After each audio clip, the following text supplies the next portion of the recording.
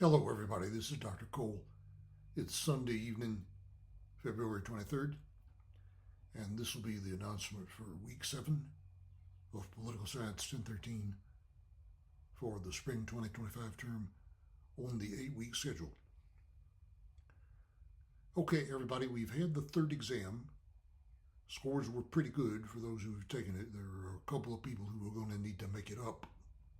You know who you are, I believe. So contact me about that. But scores range from the 70s to the 90s. I don't believe anyone made a score lower than in the 70s.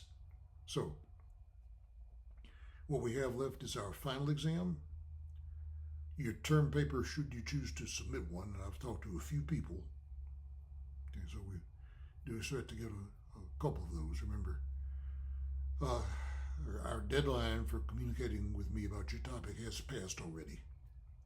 So we've talked to a few people about that.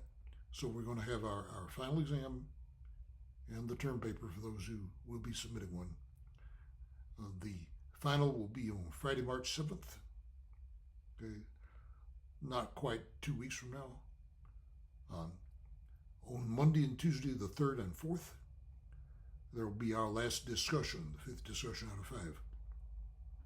Now, everybody, the material for the final exam includes Units 7 and 8 on the Supreme Court and Congress. I'll talk to you about Unit 7 tonight and Unit 8 about a week from now, which will be our last talk before the final exam.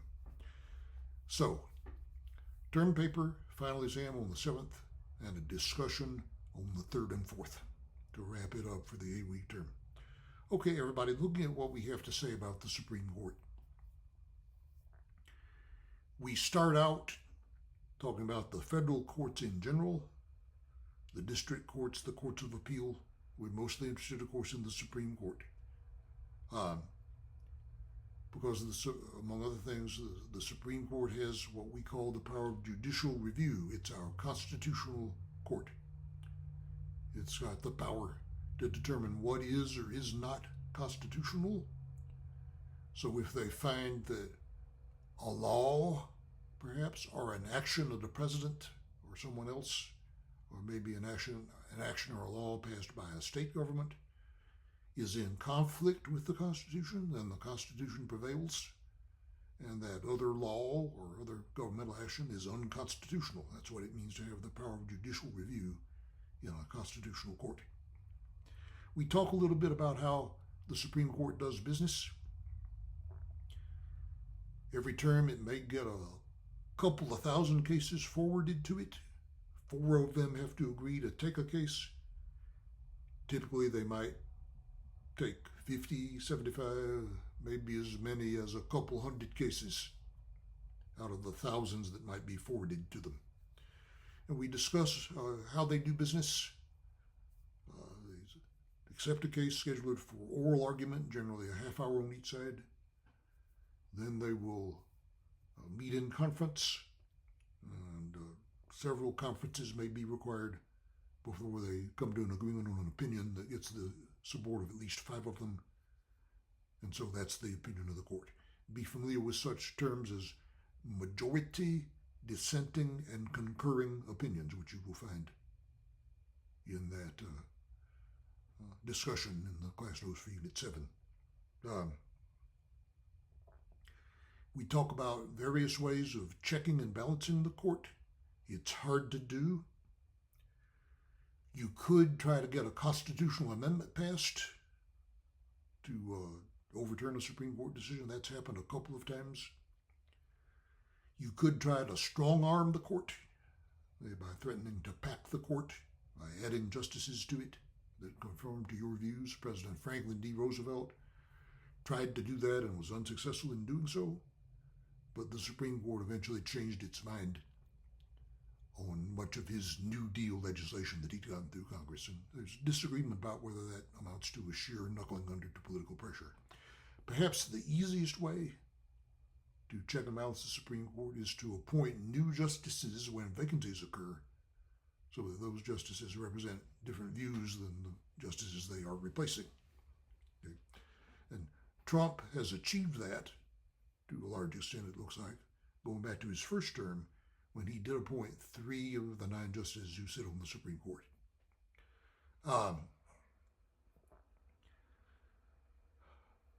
The Supreme Court has become far more political than it used to be in the post-World War II period, especially with its decisions on race relations in the 1950s, especially Brown versus Board that did away with formal segregation of public schools, and the abortion decision in 1973, Roe versus Wade, which, as we know, only recently has been reversed.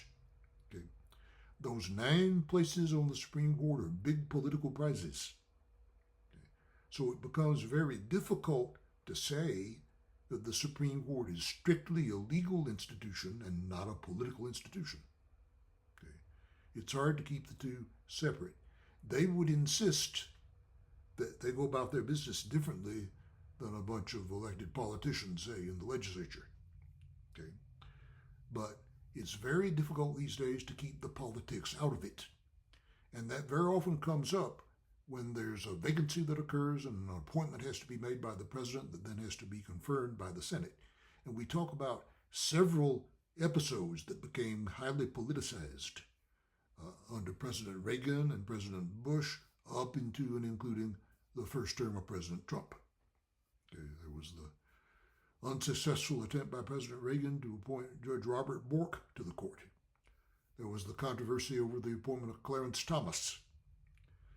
And then the appointments of Neil Gorsuch, Brett Kavanaugh, and Amy Coney Barrett during President Trump's first term. Yeah, that's all discussed in some detail in the class notes. Now, we finished the class notes up with a discussion of 5 landmark decisions. Okay, there was, as we said, Brown versus Board. Brown versus the Board of Education of Topeka, Kansas, going back to the 1950s over school segregation. There was Roe versus Wade, which now has been superseded by the Dobbs decision of just a couple of years ago. So now the states may restrict abortion. Okay. We talk about the Obergefell decision on same-sex marriage, the Citizens United decision over campaign finance, and very recently, okay, within the past year or so, Trump versus the United States, in which the court decided that the president enjoyed very broad immunity from prosecution for his official acts. Look very carefully at what that says. It's highly controversial. And I think there's some disagreement about just how much immunity the president has from prosecution. But the court made it clear that that immunity is fairly broad. It may not be absolute, but it's a fairly broad immunity. They felt the president could not do his or her job if the president were subject to being prosecuted for many of the acts that he might have to perform as president. All right, everybody. There are 4 articles to read for the exam on the 7th, in addition to the class notes for Unit 7 and 8. 2 about the Supreme Court, 2 about Congress, but they all mention Trump, and they are all from after the first of the month. They're all from February. So we're trying to bring you right up to the minute with what's going on. As we mentioned last time, I believe, it's very important what's going on right now. It has just happened in a matter of a few weeks. So it's hard to assess it until we get a little more distance from it, perhaps. But I emphasize to you that Peggy Noonan article that you were reading for the exam. She emphasized this is a very, very important, perhaps historic series of events that's happened since Trump has gone in and been inaugurated. Okay. All 4 of the articles we've assigned you for the final exam mention Trump, although they are about the Supreme Court and Congress. One of them, by the gentleman from Politico.com, says Trump is making it very difficult on the Supreme Court.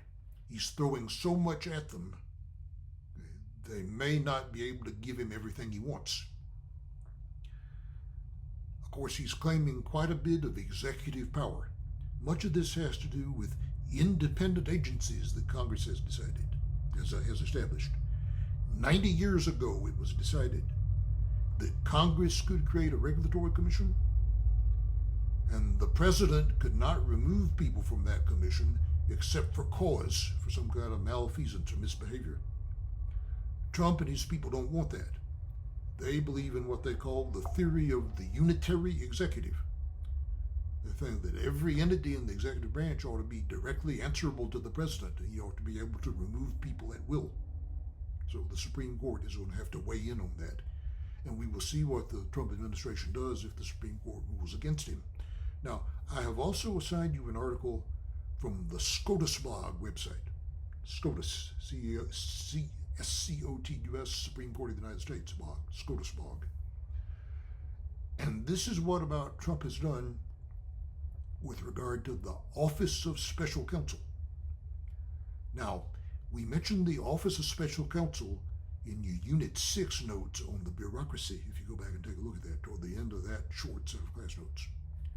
Now, you might have heard of Special Counsel Jack Smith, who was a special counsel appointed by the Justice Department to try to prosecute Trump for election interference in the federal courts. This is something different. This has nothing to do with the Department of Justice. This is an independent entity that was created by Congress, the Office of Special Counsel. The idea is it's a whistleblower agency.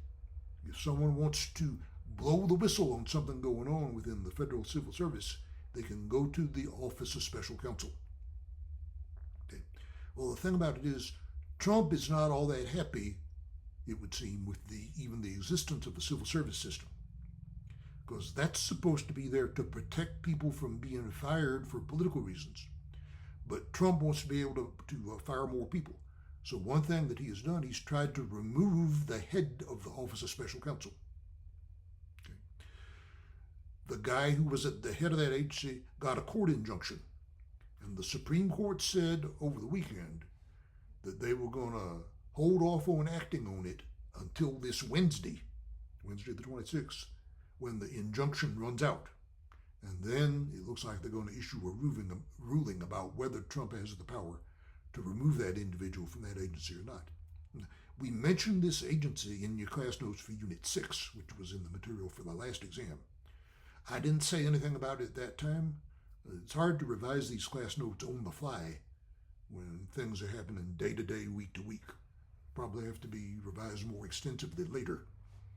But because that did come up in Unit 6, I wanted you to take a look at that article about this case that's going to the Supreme Court, which we've assigned you now for Unit 7. So take a close look at that, and you might want to go back and take a look at what the Unit 6 note said about the Office of Special Counsel. All right, then.